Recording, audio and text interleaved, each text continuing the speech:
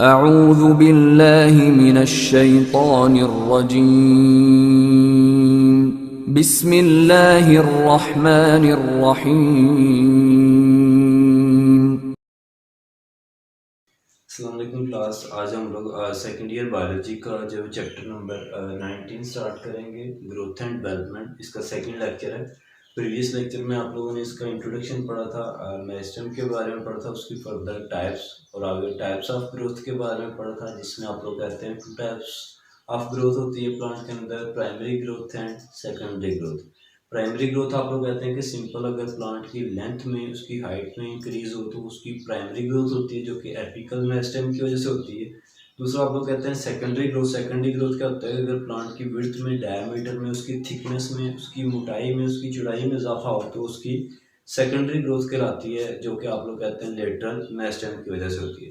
Next आप लोगों का एक और लॉन्ग क्वेश्चन स्टार्ट हो जाता है कि फेजेस ऑफ ग्रोथ के हैं। तो फेजेस ऑफ ग्रोथ को डिस्कस करते हैं। हम लोग कहते हैं कि एक प्लांट की ग्रोथ के अंदर जो है उसको 4 फेजेस के अंदर डिवाइड किया गया, जिसमें नंबर 1 पर आ जाती है सेल डिवीजन, सेकंड पर इलांगेशन, थर्ड पर मैच्योरेशन एंड फोर्थ पर डिफरेंशिएशन। तो ये 4 फेजेस ऑफ ग्रोथ हैं प्लांट के अंदर। इनको जो है वो हम लोग 1 बाय 1 डिस्कस करते हैं। जिस पर नंबर 1 पर है सेल डिवीजन। सेल डिवीजन में क्या होगा? हम लोग कहते हैं कि नंबर ऑफ सेल में इंक्रीज होगा, कि सेल की तादाद में इजाफा होगा। कैसे इजाफा होगा? By mitosis. के माइटोसिस के प्रोसेस के जरिए से प्लांट के अंदर सेल के नंबर में इंक्रीज होगा। माइटोसिस क्या है आप उनको पता होगा। माइटोसिस सिंपल, जिसमें एक सेल डिवाइड करके 2 सेल जो है उसमें कन्वर्ट हो जाता है और इसमें क्रोमोसोम का नंबर सेम रहता है। तो माइटोसिस के प्रोसेस के जरिए से प्लांट के अंदर जो है वो उसके सेल की तादाद में इजाफा होगा, उसके नंबर में इंक्रीज होगा। ये किस जगह पर होगा? At the tips of roots and shoots. के प्लांट की रूट्स या उसकी शूट्स की टिप्स, या आप लोग कह लें कॉर्नर पर, एंड पर जो है वो ये वाला प्रोसेस होगा। वहां पर सेल के नंबर में, तादाद में इजाफा होगा। तो उस जगह पर क्या होता है कि basically where cells are small, के वहां पर सेल जो है वो छोटे होते हैं, स्फेरिकल न्यूक्लियाई उनमें प्रेजेंट होते हैं in the centre of cytoplasm, उसके साइटोप्लाज्म के अंदर, और वो नॉन वैक्यूलेटेड होते हैं, उस जगह पर वैक्यूल प्रेजेंट नहीं होते। तो ये उसकी ग्रोथ के अंदर, प्लांट की ग्रोथ बेसिकली क्या होता है? प्लांट की हाइट में इंक्रीज होना। तो उसकी ग्रोथ के अंदर पहली फेज आ जाती है सेल डिवीजन, जिसमें सेल की तादाद में इजाफा होगा, और ये माइटोसिस के प्रोसेस की वजह से होगा। होगा किस जगह पर? प्लांट की रूट्स पर और उसकी शूट्स की टिप्स पर, कॉर्नर पर। और जहाँ पर हम लोग कहते हैं सेल छोटे होते हैं, स्फेरिकल न्यूक्लियाई होते हैं उनके साइटोप्लाज्म के सेंटर में, और नॉन वैक्यूलेटेड होते हैं, वैक्यूल नहीं होता वहां पर जब ये सेल डिवीजन होती है। ये अगर लेट्स सपोज प्लांट की एक रूट ली हुई है कट फॉर्म में, उसकी टिप्स पर अगर देखते हैं, लेट्स सपोज कि ये उसकी टिप्स है रूट्स की, तो यहाँ पर हम लोग कहते हैं कि सेल जो है वो पहले लेट्स सपोज कि ये कुछ सेल जो है वो यहाँ पर प्रेजेंट है। तो जब पहली फेज स्टार्ट होगी इसके अंदर सेल डिवीजन, सेल डिवीजन से क्या होगा? एक सेल डिवाइड करेगा, आगे 2 सेल्स में कन्वर्ट होगा, सेल के नंबर में इंक्रीज होगा। तो लेट्स सपोज मैं कहता हूँ यहाँ पर सेल डिवीजन होती है और उससे सेल का नंबर जो है वो इंक्रीज हो जाता है। तो ये पहले की निस्बत जो है वो क्या होगा? इसमें सेल की तादाद बढ़ जाएगी। तो ये इसके अंदर उसकी जो है वो आप लोग कहते हैं कि पहली फेज आ जाती है, जिसको आप लोग क्या बोलते हैं? इसमें सेल डिवीजन। तो सेल डिवीजन होने के बाद ये बेसिकली एक प्लांट की रूट को जो है वो हम लोग जो है वो शो कर रहे हैं कि उसके अंदर किस तरीके से ग्रोथ होगी। सेल डिवीजन होने के बाद सेकंड फेज आ जाती है इसी के अंदर, सेल इलांगेशन। के सेल ने इलांगेट होना है, कि उसके साइज में इजाफा होगा, उसकी लेंथ में इजाफा होगा। इलांगेशन में क्या होता है कि हम लोग कहते हैं कि little distance from apex of fruit and shoot is zone of elongation. कि इससे कुछ फासले पर एपिक्स, रूट्स और शूट्स के आगे स्टार्ट हो जाती है अगली जोन, जिसको आप लोग जो है वो जोन ऑफ इलांगेशन कहते हैं। इसमें क्या होता है कि जैसे हम लोग कहते हैं 5 मिलीमीटर इन लेंथ की, इसके कुछ मिलीमीटर तक लेंथ होती है। सेल इंक्रीज वॉल्यूम, कि सेल का जो वॉल्यूम है वो इंक्रीज होता है। कितना इंक्रीज होता है? Up to 150 fold. 150 फोल्ड जो है उसका वॉल्यूम बढ़ जाता है। किस तरीके से बढ़ता है? बाय अपटेक ऑफ वाटर, के वाटर को अपटेक करने से, वाटर बाहर से सेल के अंदर एंटर होगा, सेल के अंदर एंटर होने से सेल का वॉल्यूम बढ़ जाएगा, और कितना बढ़ेगा? 150 फोल्ड। तो इस जोन को, जिसमें सेल इलांगेट होते हैं, लंबे होते हैं, इसको आप लोग क्या बोलते हैं? जोन ऑफ इलांगेशन या इलांगेशन फेज। हम लोग कहते हैं कि इसके अंदर synthesis of new cytoplasm and cell wall material proceed हो। कि सेल वॉल जो न्यू साइटोप्लाज्म है और जो सेल वॉल का मटेरियल है वो सेल डिवीजन फेज में भी स्टार्ट होता है और आगे इलांगेशन के अंदर भी ये कंटिन्यू रहता है।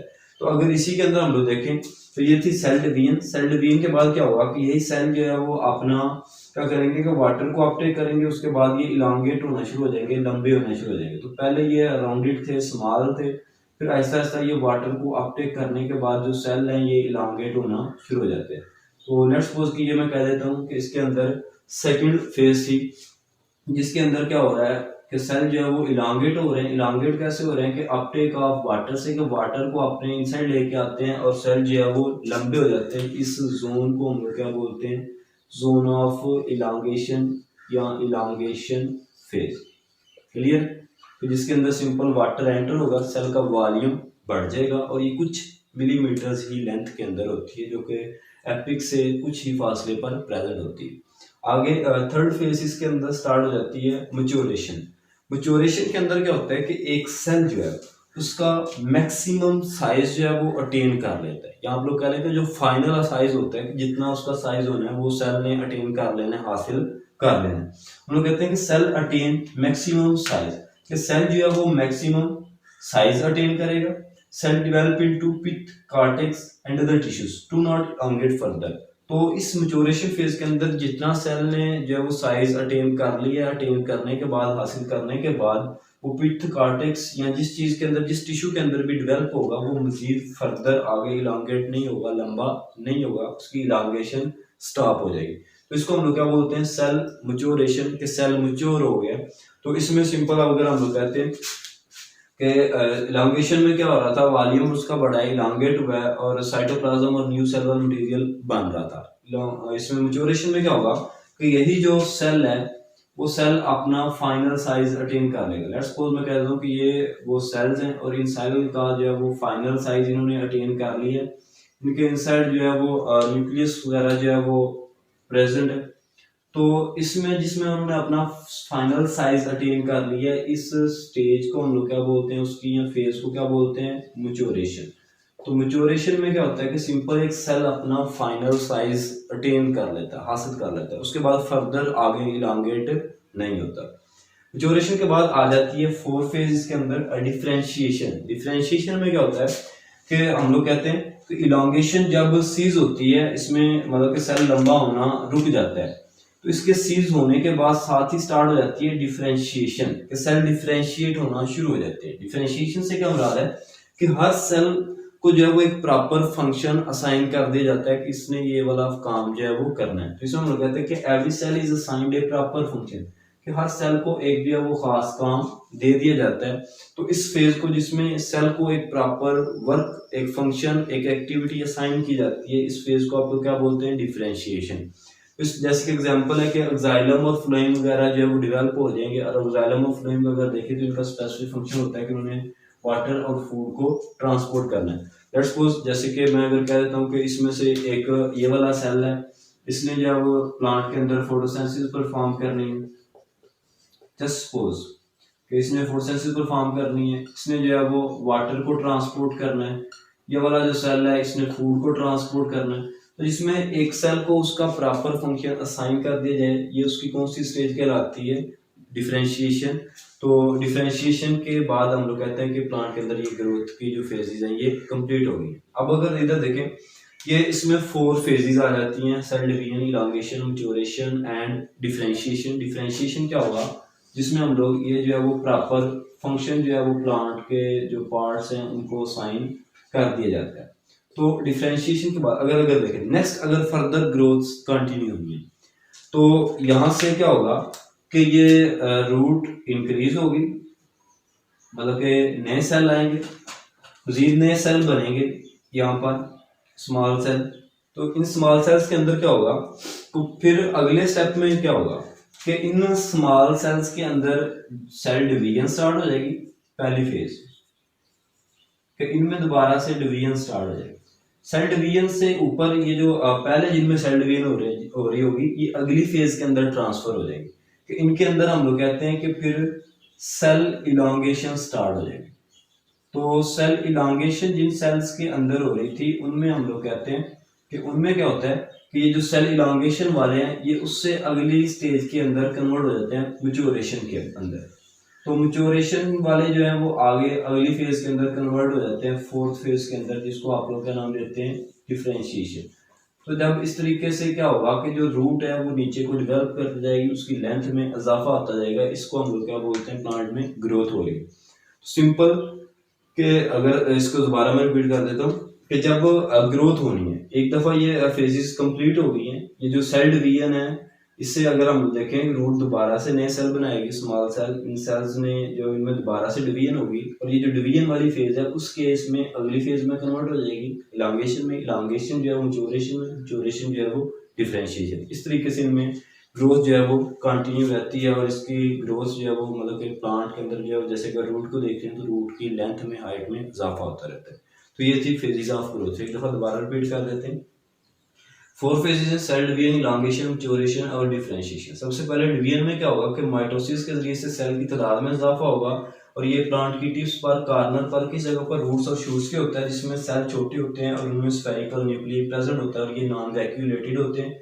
सेल डिवीजन में हम लोग कहते हैं कि फिर जो है वो साइटोप्लाज्म न्यू और जो है वो सेल मटेरियल जो है वो सिंथेसाइज करना शुरू हो जाता है। फिर स्टार्ट हो जाती है इलांगेशन। इलांगेशन में क्या होता है कि सेल के अंदर वाटर एंटर होता है, सेल लंबे होना शुरू होते हैं, और कितना जो 150 फोल्ड जो वो सेल का जो आप लोग कहते हैं कि जो उसका वॉल्यूम है वो बढ़ जाता है, वो इतना लंबा जाता है। और साइटोप्लाज्म को जो न्यू फॉर्मेशन है और सेल वॉल मटेरियल की वो फर्दर कंटिन्यू रहती है, वो प्रोसीड रहती है। मैच्योरेशन के अंदर क्या होता है कि सेल फाइनल साइज अटेन कर लेते हैं।